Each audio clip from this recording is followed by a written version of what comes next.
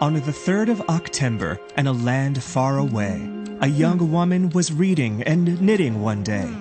The election was coming, and she was upset. She was scared of the leaders her country could get. And as hours went by, as she read the day's news, her mind started to wander. She started to snooze. And she dreamed a strange dream. She was older and gray. She was walking outside on a dark, rainy day. All the streets were deserted. No one was in sight. With the shops boarded up, something didn't seem right. As she walked, she passed by an old man in the street, and he said, "Can you help me buy something to eat?" Stories, $1,000 he'd scrawled on a board. She was shocked. That was far more than she could afford. Could you tell me a story?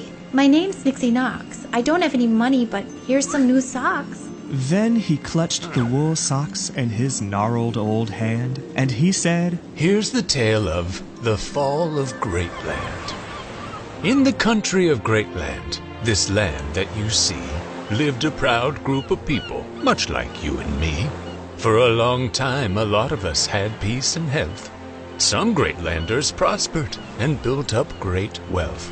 We made more people equal, and people soon knew that if they moved to Greatland, they'd earn these rights too.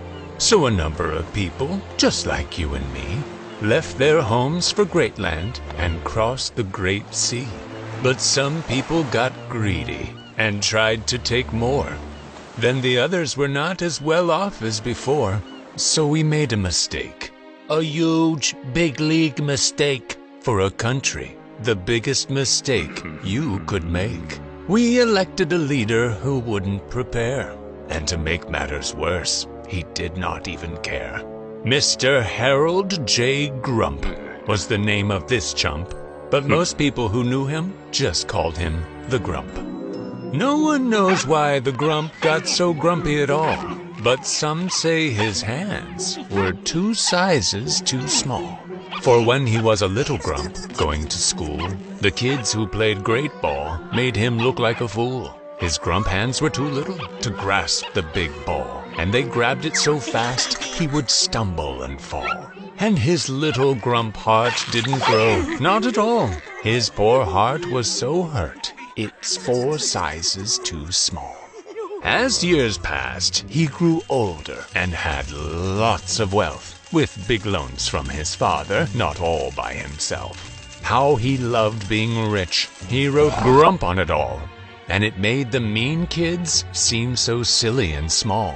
He made up the Grump Prentice on Great Vision 1, where each week he would say to a worker, "You're done." He built Grump University, Grump Plaza 2, Grump Casino and Towers, Grump Park, and Grump Zoo.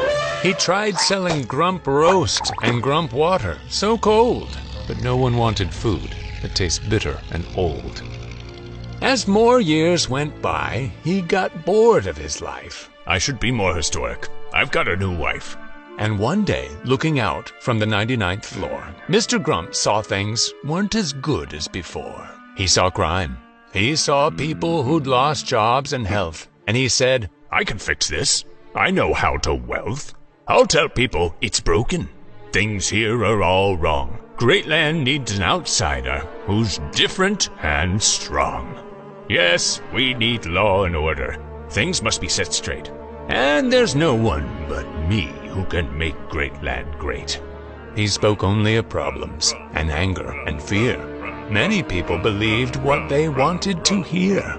"All these poor foreign workers are taking your jobs. We'll bring the jobs back and kick out the slobs. Then we'll build a wall to keep them all out. No more crime. Bring our jobs back." He started to shout.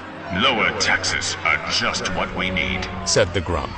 "And this great care has made our economy slump.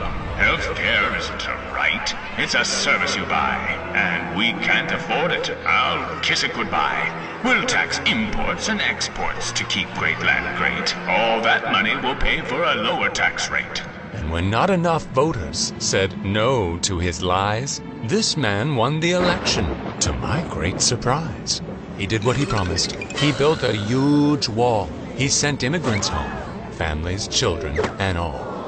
The Grump taxed all the shipments across the Great Sea, so things got more expensive, from clothing to tea. Now, for Greatland, this meant food and clothes cost a lot, so most people who used to go shopping did not.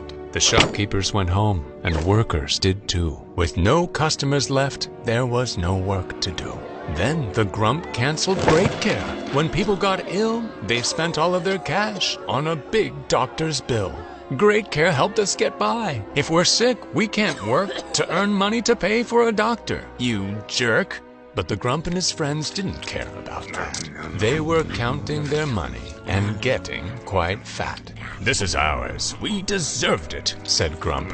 Can't you see? If you only worked harder, you'd have wealth like me. Then one day, a new virus emerged on the scene. Some folks got very sick as it spread sight unseen. The Grump shouted, "Don't worry, it'll go away soon." But the scientists said, "Don't be such a buffoon. It's the biggest pandemic in 100 years. That old Grump didn't care. You're all stoking fake fears. Take some chloroquine tablets. They're $5 each. If you don't have the money, just drink chlorine bleach. All the other smart countries wore masks and stayed home. But the Grump didn't listen. Don't listen. Go out. You should roam. Think of your freedom, your country. The plague is a hoax.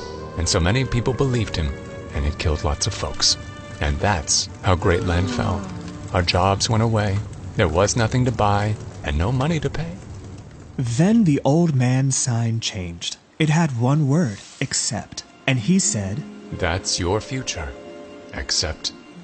Accept. And the man disappeared in a puff of blue smoke. Nixie stirred in her sleep. With a start, she awoke. That's our future. Accept. Nixie sat up in thought. That's our future, except if we care a whole lot. Then she said, I will vote, and my friends will vote too. We can vote out the Grump and his bright orange dew. Nixie logged on to Greatbook and Instagrate too, and she told all her friends Greatland needed them too. We must vote for our future. She wrote on her wall. If we don't, then our great land could crumble and fall. And millions of people, just like you and me, went to vote to make Greatland as great as could be. Though some well-meaning folks voted Grump all the same, he still lost and flew home in his fancy Grump plane. Then he said, "It was rigged. It's unfair. They all cheated. It's the only way I could have been so defeated." The people of Greatland were smarter than that, and they paid no attention to such a big brat. Then Nixie dozed off as she watched GNN, and with Greatland now safe, saw the future again.